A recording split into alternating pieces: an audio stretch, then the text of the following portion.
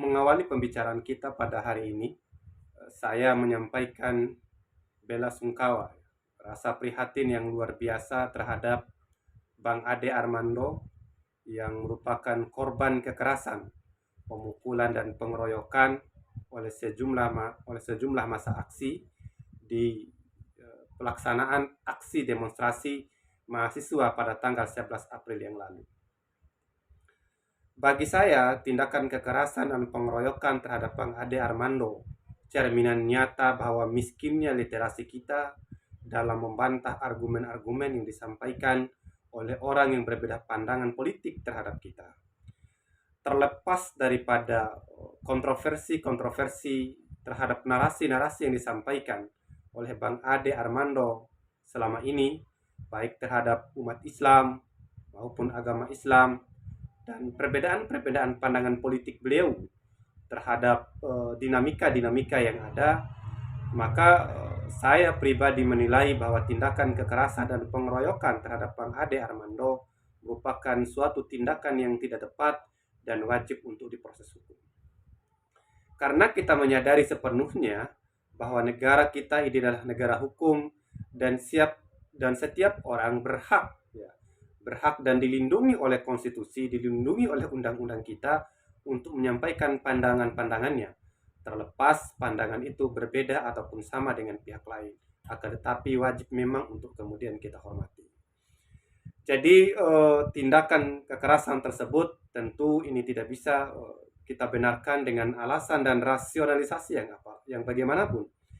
Terlebih Bang Ade Armando merupakan seorang muslim yang kemudian hak-haknya sebagai muslim melekat pada dirinya, dan kita sebagai sesama muslim wajib kemudian untuk menghormati dan menjunjung tinggi hak-hak beliau sebagai saudara seiman. Kemudian secara konstitusi, hak-haknya dilindungi oleh undang-undang sebagai warga negara yang sah di dalam lingkup sebuah negara.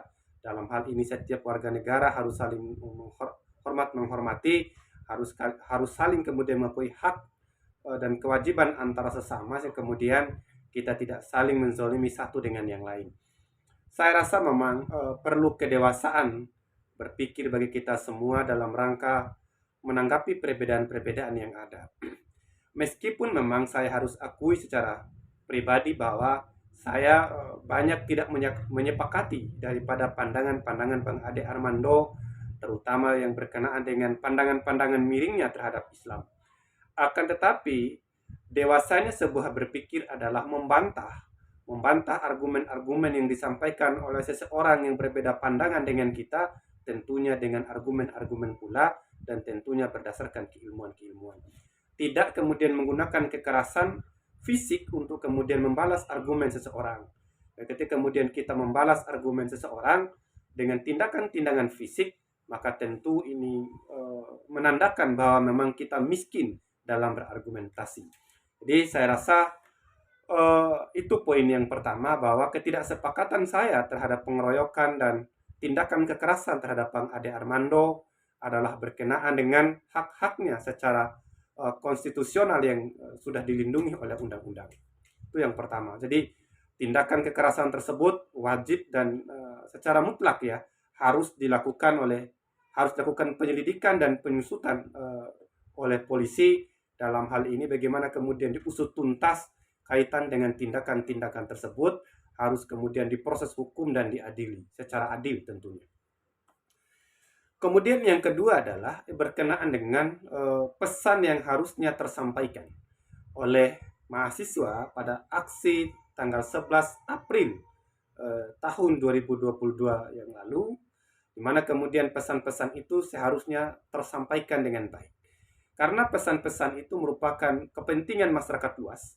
Masyarakat mempercayakan hal ini kepada mahasiswa sebagai delegasinya untuk menyampaikan aspirasi mereka kepada pemerintah, dalam hal ini baik eksekutif maupun legislatif, kemudian bisa ditindaklanjuti dalam tindakan-tindakan nyata, terutama berkenaan dengan penundaan pemilu di tahun 2024, perpanjangan masa jabatan Presiden Jokowi, kemudian harga sembako yang mulai naik, harga BBM sekalipun yang naik adalah Pertamax dan kita akui memang Pertalite tidak naik. Akan tetapi Pertalite itu langka. kemudian memaksa masyarakat kita untuk membeli Pertamax. Ya, jadi sama aja gitu, sama aja masyarakat kita diberatkan dengan itu. Jadi Pertalite sengaja ditimbun oleh mafia-mafia BBM, kemudian masyarakat kita dipaksa untuk membeli Pertamax, dan ini tentu bingkainya sama saja memberatkan masyarakat kita. Kemudian yang berikutnya adalah berkenaan misalnya dengan minyak goreng yang sampai hari ini masih harga jual di pasar itu masih di atas angka rata-rata, yang tentunya masih sangat memberatkan masyarakat kita. Jadi pesan-pesan itu harus tersampaikan seharusnya. Dan kemudian berkenaan dengan IKN ya, ibu kota negara baru yang katanya kekurangan dana, kemudian harus masyarakat kita ini gotong royong ya dalam rangka menyumbang pembangunan IKN, sementara kemudian masyarakat kita dalam kondisi terjepit ekonominya. Dan hal-hal ini yang disampaikan oleh mahasiswa harusnya dapat tersampaikan dengan baik melalui pemberitaan baik dari media elektronik maupun media cetak. Akan tetapi isu-isu tersebut menjadi terkubur, pesan-pesan yang harus disampaikan oleh mahasiswa dalam aksi tersebut menjadi terkubur, digantikan dengan pemberitaan-pemberitaan tentang pengeroyokan dan tindakan kekerasan terhadap Bang Ade Armando. Inilah yang kemudian sangat kita sayangkan, yang seharusnya aksi 11 April tahun 2022 itu menjadi momentum yang sangat menguntungkan bagi mahasiswa dan masyarakat, kemudian aspirasinya dapat tersampaikan. Akan tetapi dengan adanya tindakan tersebut, kemudian pemberitaan teralihkan dengan tindakan pengeroyokan yang dialami oleh Bang Ade Armando. Ini yang kemudian kita sangat sayangkan. Kemudian yang berikutnya adalah pasca terjadi pengeroyokan tersebut, maka mulai ada pelintiran-pelintiran bahwa pengeroyokan itu dilakukan oleh kadrun-kadrun katanya. Lagi-lagi sekelompok orang menyerang kelompok yang lain. Jadi kemudian terjadi semacam penyerangan kelompok-kelompok tertentu, kemudian menggiring opini ya bahwa itu dilakukan oleh umat muslim yang tidak menyukai keberadaan Bang Ade Armando dan lain-lain. Jadi diisukan bahwa yang melakukan ini adalah kelompok-kelompok muslim fanatik yang membela para habaib dan para ulama. Artinya apa? Dengan isu-isu seperti ini, dengan pelintiran-pelintiran seperti ini, maka umat muslim itu kembali dirugikan. Kenapa kemudian hal itu bisa terjadi? Karena orang-orang akan memanfaatkan momen ini untuk kemudian menyerang umat muslim itu sendiri.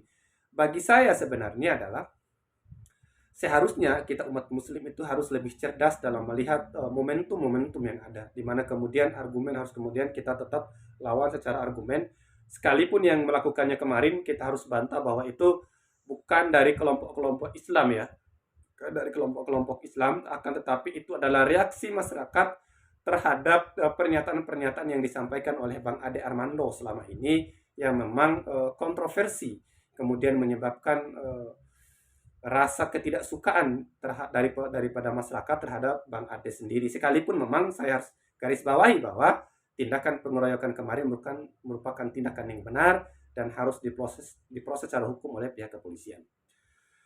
Nah, kita kemudian mempelajari rentetan-rentetan persoalan ini dari hari ke hari seiring berjalannya waktu, bahwa ada semacam kepanikan dari pemerintah, terutama dari pihak istana ya, kaitan dengan aksi yang dilakukan oleh teman-teman mahasiswa pada tanggal 11 April tersebut, di mana kemudian pemerintah berkepentingan harus membubarkan aksi tersebut dengan berbagai cara. Nah, 2 hari sebelum pelaksanaan aksi itu, Presiden kemudian memberikan statement bahwa beliau tidak akan sepakat dengan perpanjangan masa jabatan beliau sebagai presiden, lalu kemudian tidak ada penundaan pemilu dan lain-lain sebagainya.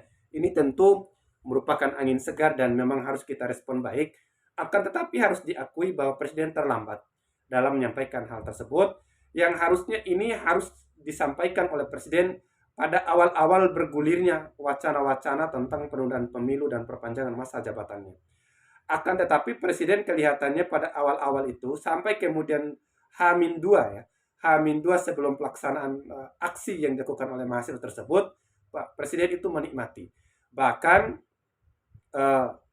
ada semacam instruksi dari Presiden kepada Pak Luhut ya, dalam hal ini melakukan mobilisasi kaitan dengan hal tersebut, baik mobilisasi terhadap ketua-ketua partai maupun kepada masyarakat, dan ini terbukti dengan memobilisasi kades-kades di seluruh Indonesia.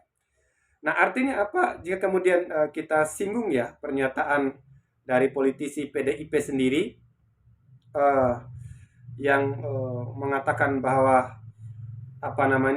presiden tidak tidak berkenaan dengan hal ini, akan tetapi yang harus bertanggung jawab itu adalah Pak Luhut misalnya. Ini tentu tidak bisa juga seperti itu sebenarnya, karena presiden pasti tahu dan pasti mengerti, dan kita curiga memang presiden juga memberikan instruksi kaitan dengan hal ini terutama kepada Pak Luhut.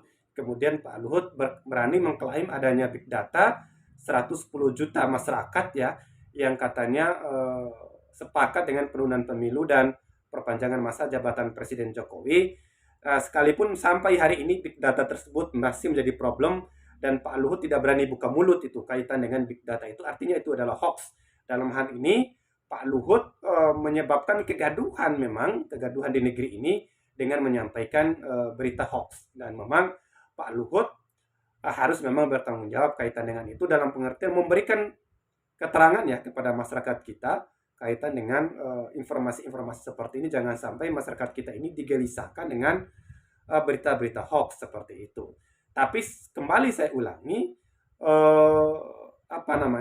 presiden nggak mungkin nggak tahu. Artinya juga presiden ikut terlibat dalam hal ini, dan presiden pun harus buka mulut sesungguhnya. Jadi jangan mencari kambing hitam, kan begitu. Jangan juga mengkambing hitamkan Pak Luhut. Jadi tidak seperti itu. Nah, kita kembali kepada momentum aksi yang dilakukan oleh teman-teman mahasiswa pada tanggal 11 April lalu. Saya rasa keberadaan Bang Ade Armando di tengah-tengah masa aksi itu bukan secara kebetulan.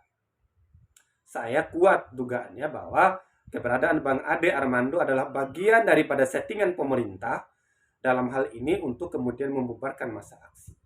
Jadi keberadaan Bang Ade Armando di tempat itu adalah sengaja diumpankan untuk kemudian membubarkan masa aksi sesungguhnya. Akan tetapi ternyata kejadiannya di luar perencanaan, kejadiannya di luar kendali. Yang tadinya adalah pukul-memukul itu adalah semacam adegan sinetron, akan tetapi ternyata momentum yang diambil oleh orang-orang yang harusnya disewa untuk memukul ini, kita bisa dong menduga seperti itu, ternyata ritmenya itu kurang tepat. Kemudian terjadi di tengah kerumunan masa aksi. Nah, masa aksi yang kemudian melihat itu, yang memang selama ini sudah geram ya dengan pernyataan-pernyataan kontroversial yang disampaikan oleh Bang Ade, akhirnya kemudian mengambil momentum itu untuk melampiaskan kemarahannya. Terjadilah pemukulan dan pengeroyokan terhadap Bang Ade Armando, sehingga kemudian beliau bukan lagi setengah telanjang ya, memang telanjang memang, hanya tinggal celana dalam saja. Dan ini sungguh sesuatu yang sangat memilukan dan memalukan, dan merupakan sesuatu yang sangat tragis di kehidupan bangsa kita yang demokratis dan taat atas hukum gitu. Saya rasa pemerintah dalam hal ini harus kemudian bertanggung jawab sebenarnya dengan insiden yang dialami oleh Bang Ade Armando. Jadi saya mengatakan ini bukan kemudian membela pemikiran-pemikiran Bang Ade Armando yang memang selama ini adalah kontroversi. Akan tetapi haknya secara konstitusional sebagai warga negara itu memang harus kita hormati, dan tindakan kekerasan itu merupakan tindakan yang menurut saya itu sangat biadab, tidak boleh dilakukan. Apalagi dilakukan di tengah-tengah aksi mahasiswa yang notabene-nya mahasiswa adalah kaum intelektual. Sekalipun memang harus kita akui bahwa memang yang melakukan tindakan tersebut bukan mahasiswa, akan tetapi atribut daripada mahasiswa itu memang harus kita hormati, karena mereka adalah harapan kita dalam rangka menyuarakan suara-suara keadilan. Saya rasa itu memang harus diakui memang bahwa pemikiran-pemikiran Bang Ade Armando selama ini memang memicu kemarahan umat, memicu kemarahan masyarakat, di mana kemudian Bang Ade Armando begitu mati-matian membela pemerintah ya. Sekalipun memang kita akui bahwa memang sebagai warga negara beliau memiliki sikap fanatik terhadap pemerintah, dan itu sah-sah saja. Itu adalah hak konstitusional, dan itu adalah hak intelektual beliau sebagai seorang akademisi, saya rasa seperti itu. Kemudian akan tetapi memang penyerangan terhadap kelompok-kelompok Islam, terutama kepada agama Islam itu sendiri, memang seharusnya perlu kemudian dikaji ulang oleh Bang Ade Armando dan kawan-kawan kaitan dengan hal tersebut, karena itu akan melukai daripada hati umat Muslim dan masyarakat luas tentunya. Karena kenapa selama ini Bang Ade banyak sekali menyentil soal-soal yang sangat urgent di dalam pandangan-pandangan ajaran Islam itu sendiri. Pemikiran-pemikiran yang memang banyak berlawanan dengan doktrin-doktrin syariat yang memang ada di dalam Islam, hingga kemudian menyebabkan rasa kemarahan ya terhadap umat Islam itu sendiri. Akan tetapi lagi-lagi saya katakan bahwa memang sebagai seorang Muslim kita memang harus cerdas ya dalam melihat hal ini. Gimana kemudian argumentasi itu memang harus kita lawan secara argumentatif, tidak boleh kemudian kita lawan secara kekerasan fisik. Yang terakhir yang ingin saya sampaikan adalah berkenaan dengan isu yang semakin kencang pada hari ini kaitan dengan penundaan pemilu, kemudian big data yang diklaim oleh Pak Luhut itu. Saya rasa Pak Luhut harus kemudian memberikan klarifikasi kepada masyarakat, jangan sampai kemudian menyebarkan informasi hoax. Kemudian teman-teman mahasiswa kemudian sangat kita harapkan ya untuk mengawal bersama-sama dengan masyarakat kaitan dengan pelaksanaan pemilu di tahun 2024 dan perpanjangan masa jabatan Presiden Jokowi. Jangan sampai kemudian perpanjangan masa jabatan itu terjadi, karena itu akan menjadi satu pembunuhan terhadap demokrasi kita, dan ini tentu tidak ingin kita hal itu terjadi seperti itu. Jadi berkenaan dengan hal-hal yang seperti ini, negara kita ini sudah sangat rawan ya terhadap spekulasi-spekulasi yang harusnya tidak terjadi, akan tetapi karena kepentingan berbagai kelompok yang kemudian berusaha untuk menabrak rel-rel yang seharusnya tidak harus ditabrak, atau kemudian rel-rel yang sudah harus finish, misalnya sebut saja adalah konstitusi kita. Jadi jangan sampai ada lagi upaya-upaya pengkhianatan terhadap konstitusi kita, lalu kemudian ada upaya-upaya untuk kemudian melemahkan demokrasi kita, itu sungguh tidak harus terjadi. Saya rasa itu ya memang perlu untuk menjadi renungan kita bersama bahwa demokrasi kita memang harus kemudian kita jaga, demokrasi kita ini harus kemudian kita junjung tinggi, demokrasi kita ini kita harus hormati, termasuk dalam hal ini adalah menjaga dan menghormati hak-hak konstitusional daripada warga masyarakat kita secara menyeluruh, tentunya terlepas daripada perbedaan pandangan politik maupun narasi-narasi yang disampaikan melalui kajian-kajian dan analisis-analisis. Jadi argumen itu harus kemudian kita lawan secara argumentatif, tidak boleh kemudian kita lawan secara fisik, itu yang harusnya terjadi. Dan apalagi itu terjadi di bulan suci Ramadan, dan saya berkeyakinan itu Bang Ade Armando sedang dalam kondisi puasa, maka kita sedang zolim kepada saudara seiman kita yang sedang melaksanakan ibadah puasa, yang harusnya kita hormati hak-haknya sebagai seorang muslim yang sedang melaksanakan ibadah puasa, akan tapi kemudian kita melakukan tindakan kekerasan kepadanya, yang itu adalah di luar daripada ajaran agama kita, di luar daripada ajaran Pancasila, dan itu adalah di luar daripada ajaran konstitusi kita yang memang harusnya kita hormati dan kita junjung tinggi.